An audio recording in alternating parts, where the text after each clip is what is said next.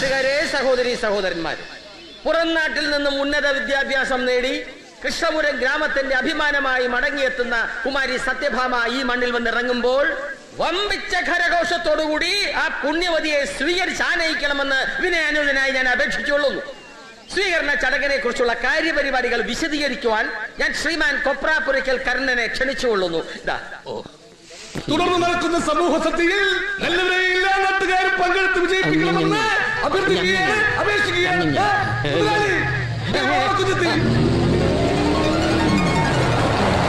മേളം മുഴങ്ങട്ടെ.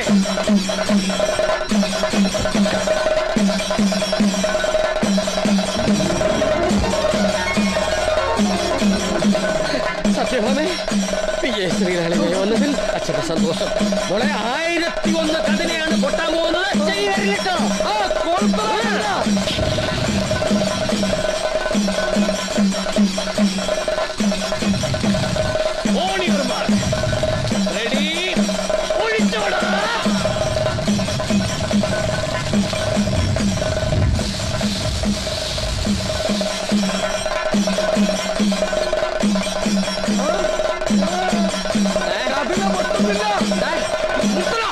കതില പൊട്ടുന്നില്ല.